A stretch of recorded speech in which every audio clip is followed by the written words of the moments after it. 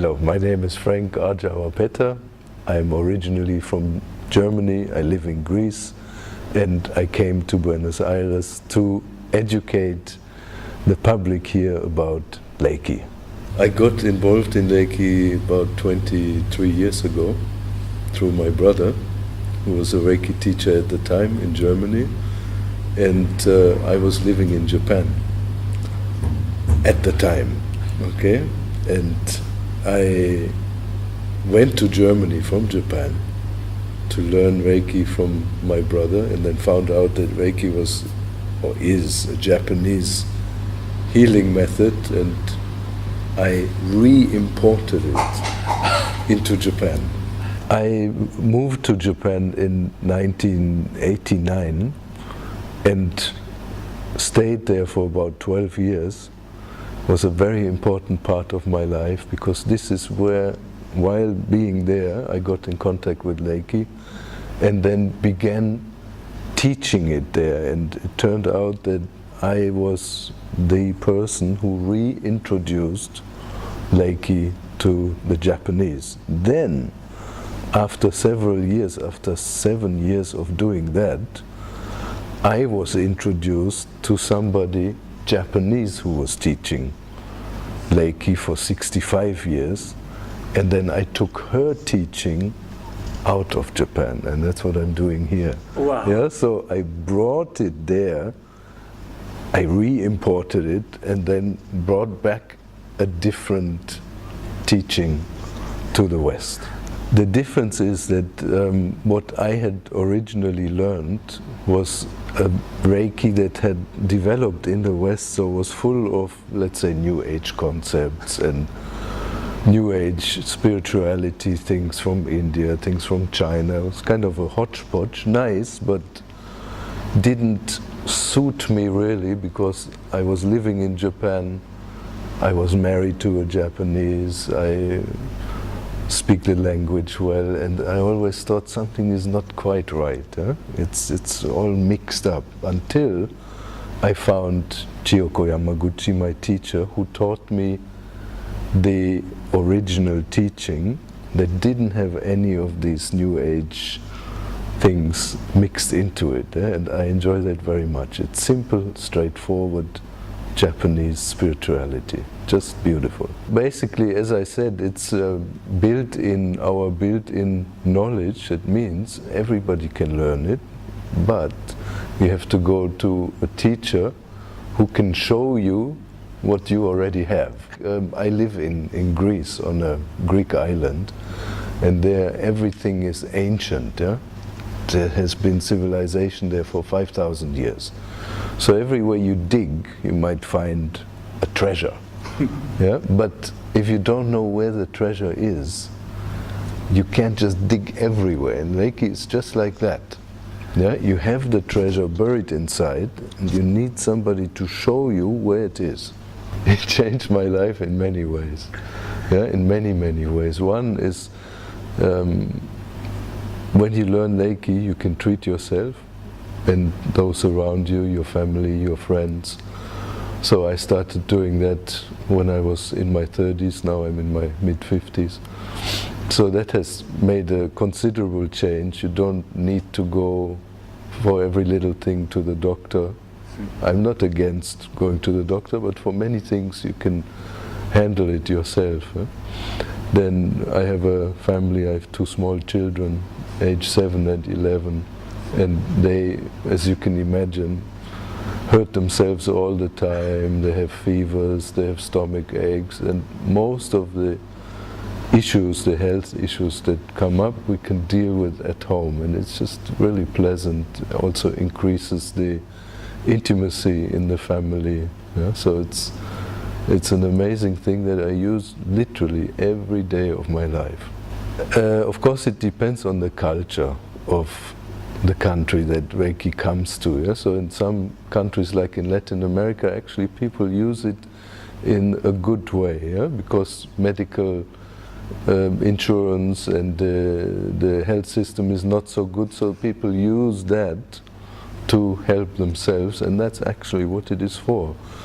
In other countries where maybe the health system is really sophisticated, yeah, people tend to use it for different reasons, maybe more for self-development or something like that. So it's all different. Yeah? In India, where you have a great history of student, guru, master, disciple relationship, yeah, people tend to use it in that way. Yeah? They want to get into the limelight of the spiritual scene, then they become the great master. So you find somebody who can teach you. Yeah, and the internet is a great resource for that. You can ask Mr. or Mrs. Google to find a Reiki teacher near you, and then I suggest that you go and visit that person and see if you fit with that person, if you think that this is somebody who can teach you something. So how do I know if I find somebody that can teach me something? How do I know that? I follow my gut feeling. I look at them and I think, is this guy really happy? Yeah, because in Reiki we say Reiki is the secret art of happiness. Yeah, so is he really happy? If he is not, what can he teach me? If the teaching hasn't brought result in his life, then yeah, then maybe I go somewhere else. Yeah? So you trust your intuition or your inner voice when you meet somebody. I think we make our lives too complicated and we create our own suffering.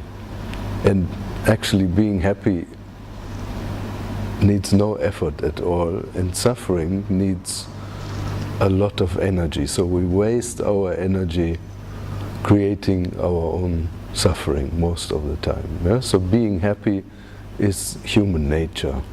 How can you find happiness? It's nothing that you have to look for. It's there all the time. It's in your heart. You just have to grab it and run. We hear these stories all the time, yeah? And they are stories of personal transformation, they are stories of somebody being very ill, becoming healthy, somebody having accidents, healing very quickly. They're not miracle stories, but they're stories of Reiki in practice. I will tell you a few if you like. Yeah? Yeah, please. So a couple of years ago we were here in Buenos Aires, actually in the same building, and somebody told us that a client of theirs had had an accident, was a small child whose brain hemispheres had, due to trauma, impact, had separated. And we did Reiki on this child, and within 2-3 hours it came together again, and he came out of the coma. Wow. Yeah, it's unbelievable, what happens sometimes. We can't explain it. At that point we did group Reiki, and if you have a difficulty understanding how that could possibly work, it's in a way similar to prayer. Yes. Yeah? And we know that if many people pray for one person, it has a really good effect. Basically, we don't have standards, worldwide standards, what it takes to learn the first level of Reiki, the second level of Reiki, and then becoming a teacher. So every school has their own regulations. Some teach it very rapidly, very quickly, and others take more time. In the way that I teach, we usually have 6 months to 1 year between the different levels in which the practitioner is required to work.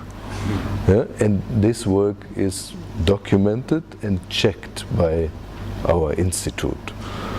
So somebody who has a lot of experience working with people, giving treatments to people, can then advance to become a Reiki teacher. And essentially it's like that. In Reiki there are 3 degrees. The first 2 are the student degrees, and the third one is the teacher degree.